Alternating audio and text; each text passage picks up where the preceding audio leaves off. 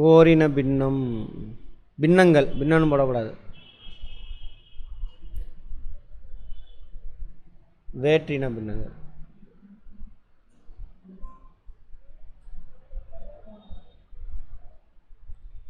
Like fractions,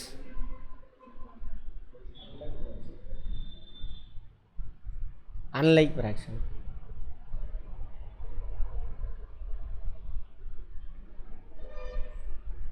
Orinam, வேற்றினம். ஏதோ ஒன்று என்ன இருக்குது, ஒரே மாதிரி இருக்குது. ஒன்றும் கிடையாது. நம்ம வெட்டுறோம்ல பீஸு, அந்த பீஸோட சைஸ் ஒரே மாதிரி இருக்கணும். 2 கேக் இருக்குது, 2 கேக்கு வெட்டுறோம், அந்த பீஸோட சைஸஸ் ஒரே மாதிரி இருக்கணும். அப்போ டினாமினேட்டர் எப்படி இருக்கணும், ஒரே மாதிரி இருக்கணும்.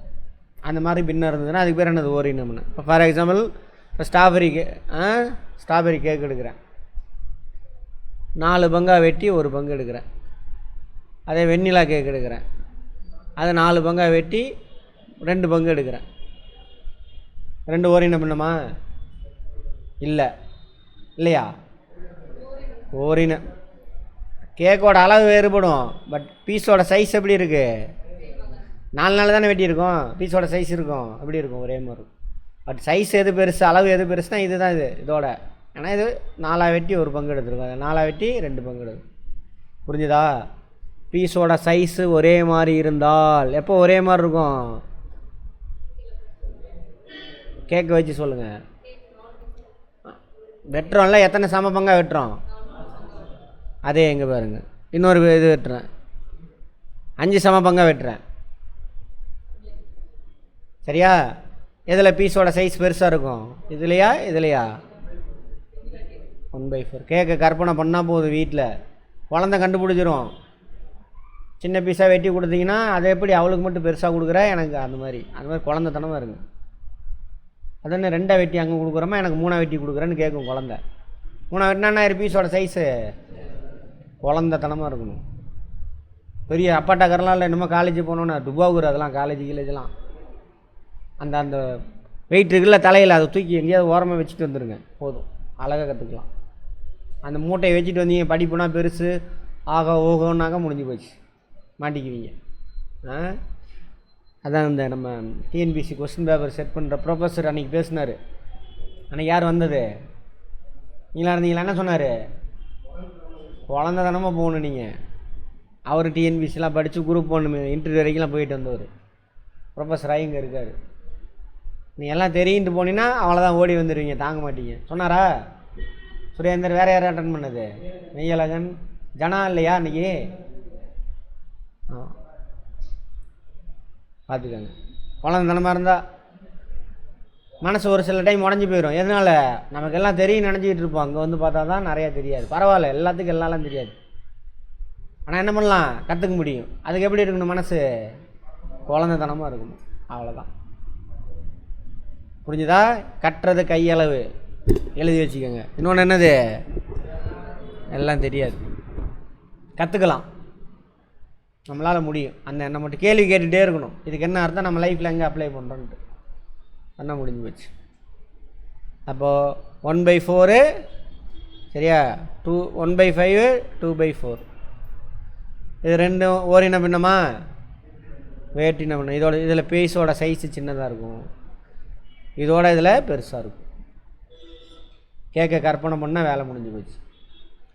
அதான் இப்படி சொல்லி கொடுத்துருப்பாங்க. டினாமினேட்டர் 2 ஒரே மாதிரி இருந்தால் அதை வந்துட்டு லைக் ஃப்ராக்ஷன்ஸ். ஏன்னு தெரியாது. டினாமினேட்டர் 2 ஒரே மாதிரி இல்லை, 2 தான் இருக்கணும்னு அவசியம் இல்லை, 4-5 பின்னம் கூட இருக்கலாம். ஒரே மாதிரி இல்லை அப்படின்னா அதுக்கு பேர் என்னது, அன்லைக் ஃப்ராக்ஷன்ஸ் அப்படின்னா. புரிஞ்சுதா? ரைட், கண்டுபிடிங்க பார்ப்போம். இதில் எதெல்லாம் லைக் ஃப்ராக்ஷன்ஸ், எதெல்லாம் அன்லைக் ஃப்ராக்ஷன்ஸ் கண்டுபிடிங்க.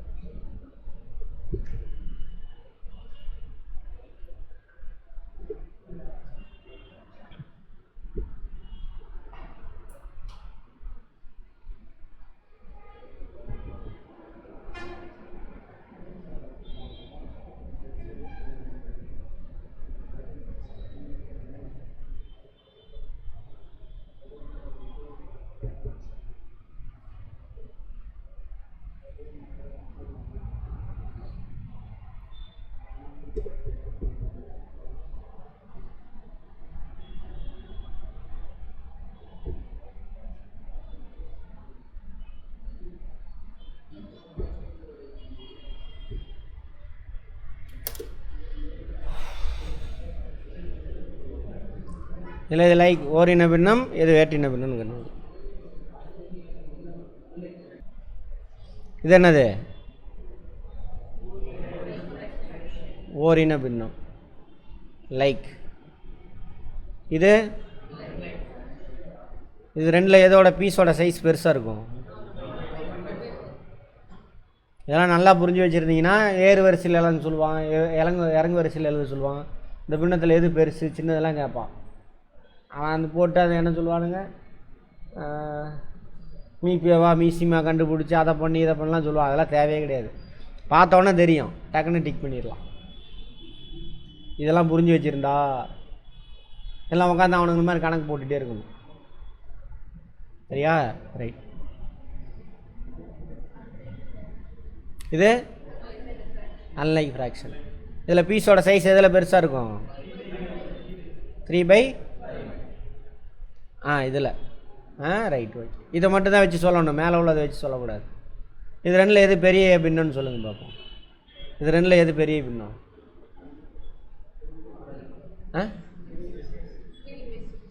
பெரிய பின்னம் அது. ஏமா இங்கே பாருங்கள், பீஸ் எதில் பெருசாக இருக்கும்? இந்த 5 வெட்டினதில் பீஸோட சைஸ் பெருசாக இருக்கும். 5 வெட்டினதுலேருந்து 3 பீஸ் எடுத்துருக்கு. 6 வெட்டினது அதோட என்னவாக இருக்கும்? பீஸ் சின்னதாக இருக்கும். அதிலேருந்து 3 பீஸ் தான் எடுத்துருக்கோம். அப்போ எது பெரிய பின்னம்? 3/6. ஏம்மா இதுக்கு பாதிக்கு மேலம்மா கேட்க கற்பனை பண்ணிங்க. அதுதான் நீங்கள் அந்த ஸ்கூல் கணக்குக்கு போகாதீங்க, காலேஜ் கணக்கு போகாதீங்க. இதில் ஒரு பீஸே பெருசாக இருக்கும். ஒரு பீஸ் பெருசாக 3 பீஸ் எடுத்துருக்கோம். இதில் 6 பீஸு, இதோட சின்ன பீஸ் இது. இதில் இன்னும் 3 பீஸ் தான் எடுத்துருக்கோம். அப்போ எது பெருசாக இருக்கும்? இதுக்கு எதாவது கணக்கு போடணுமா? அவன் சொல்லுவான், இது ரெண்டு என்ன பண்ணு ஒரே மாதிரி பின்னமாக மாற்று. இதுக்கு என்ன சொல்லுவான்? என்னது எல்சிஎம் எடுத்து லீஸ்ட்டு காமன் மல்டிபிள் எடுத்து அடித்து மல்டிப்ளை பண்ணி போடு தெரியுமா? அதெல்லாம் தேவையில்லை, சிம்பிளாக யோசிச்சா போதும். அப்படியே வச்சுக்குவோம். இதில் பாதி வருது சார், 6ல் 3 பாதி, 5ல் பாதி எத்தனை? 2 தானே. எத்தனை இருக்குது? 3 இருக்கா? இப்போ எது பெருசு? இது வேணுமா ஸ்கூல் காலேஜ் கணக்கு வேணுமா? இதுதான் பார்த்தவொன்னே டிக் பண்ணுறது. அவ்வளோதான் டைமிங். அங்கே அது பேங்காக இருந்தாலும் சரி, அது ஐஏஎஸ் எக்ஸாமாக இருந்தாலும் சரி, இது ஆப்டிடியூட் ரீசனிங்னா திங்க் பண்ணுறியா? கொஷின் இப்படி தான் இருக்கும். புரிஞ்சவன் டக்குன்னு அடிச்சுட்டு போயிட்டே இருப்பான், புரியாதவன் உட்காந்து அடிச்சிட்டு இருப்பான் கடன்னு. இது மாதிரி புரிஞ்சதுனால அவன் ஃபிசிக்ஸு நான் சொன்னல 10th லெவலமாக இருக்குது. ஆமாம், அதுக்கப்புறம் நான் மேக்ஸ் படிக்கவே கிடையாது. அவன் எம்எஸ்சி ஃபிசிக்ஸு, என் ஜூனியரு. எம்எஸ்சி ஃபிசிக்ஸு இப்போ கற்றுக்கிட்டது, இந்த 10 வருஷத்தில் கற்றுக்கிட்டது.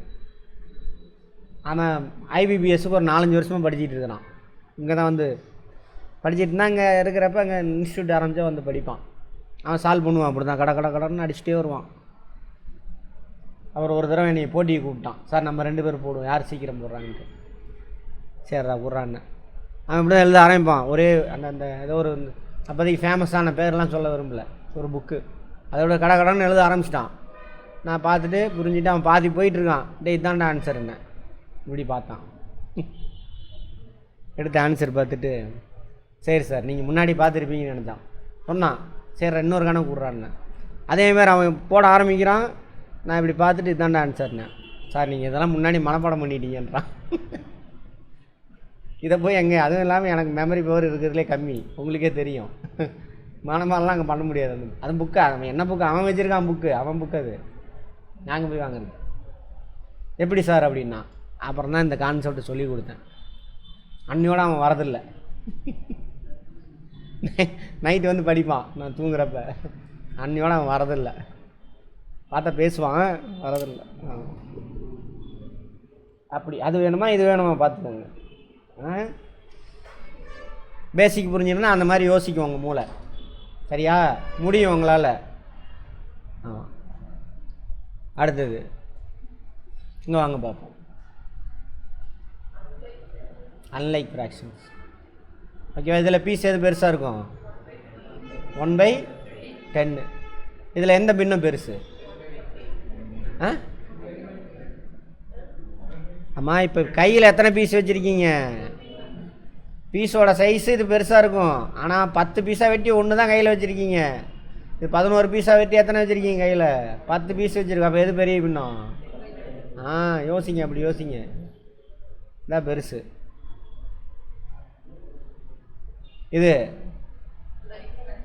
இதில் எது பெரிய பின்னம்? ரெண்டுமே 7 தான் வெட்டியிருக்கோம். பீஸோட சைஸ் சமம் தான். பட் இதில் எத்தனை இருக்குது? இது லைக் ஃப்ராக்ஷன். இதில் எது பெரிய பின்னம்? கேக்கை வச்சு யோசிக்கணும். இந்த கேக்கும் 8 பீஸாக வெட்டியிருக்கோம், இந்த கேக்கும் 8 சம பங்காக வெட்டியிருக்கோம். அப்போ பீஸோட சைஸ் ஒன்றா தான் இருக்கும். பட் இதில் 2 தான் இருக்குது. இதில் எத்தனை பீஸ் இருக்குது? சொல்லுவான். பின்னத்தை கொடுத்துட்டு இது ஏறு வரிசையில் எழுது, இறங்க வரிசையில் எழுதுன்னு 4 ஆப்ஷன் கொடுத்துருவான். இப்படி டக்குன்னு யோசிச்சு போட்டுட்டு போயிட்டான். Smart work. சரியா? மணிகண்டன் புரியுதா? புரியலாம். 2-3 தடவை வீடியோ பார்க்கணும். ரொம்ப நாள் கழித்து பார்க்குறவங்க மேக்ஸ்லாம் 2-3 தடவை பார்க்கணும். சும்மா பார்க்கக்கூடாது. கேள்வி கேட்டு இதுக்கு என்ன அர்த்தம், இதுக்கு என்ன அர்த்தம், எங்கே இடிக்குது அப்படின்னு. அது இல்லாமல் முன்னாடியாவது மொத்தமாக போட்டுருவேன். இப்போல்லாம் நான் பிரித்து தான் வீடியோ போடுறேன். இப்போ என்னது லைக் ஃப்ராக்ஷன், அன்லைக் ஃப்ராக்ஷன், இதுக்கு தனி வீடியோ வந்துடும், பார்த்துக்கோங்க. ரைட், இதோட இருக்கட்டும். நாளைக்கு பார்ப்போம். இன்றைக்கி என்னென்ன பார்த்தோம்? வி போர்டு மாஸா? போர்டு மாஸ். அப்புறம் அதை மனப்பாடம் பண்ணக்கூடாது. அப்படி வி போர்டு மாஸ்ன்னு ஒன்று இருக்குது. ஓகே, அந்த வி போர்டு மாஸ் மனப்பாடம் பண்ணணும். எங்கேயா சால்வ் பண்ண வரப்போ நமக்கு ஞாபகம் வரலன்னா அப்போ போய் ஆர்டராக எடுத்து பார்த்துக்கணும். டவுட்டாக இருந்து எடுத்து பார்க்கணும். சும்மா போய் டெய்லி எடுத்து படித்தா அது பிரயோஜனம் இல்லை. லைஃப்பில் அப்ளை பண்ணாது. சரியா? சும்மா படிக்கக்கூடாது. அடுத்தது என்ன பார்த்தோம்? பின்னம். பின்னத்தில் தகு பின்னம், வார்த்தையிலே அர்த்தம் இருக்குது எல்லாமே. அப்புறம் என்ன பார்த்தோம்? கலப்பு பின்னம். அப்புறம் சமான பின்னம் எப்படி உருவாக்குறது, ஈக்குவலன்ட் ஃப்ராக்ஷன்ஸ் எப்படி உருவாக்குறது. அப்புறம் ஓரின பின்னம், வேற்றின பின்னம் அப்படின்னா என்ன? ஓகேவா? ரைட், நல்லா புரிஞ்சுட்டு வாங்க. திரும்ப வீடியோ பாருங்கள். இன்றைக்கி அப்லோட் பண்ணிடுவேன், பார்த்துட்டு வாங்க. நாளைக்கு லீவா?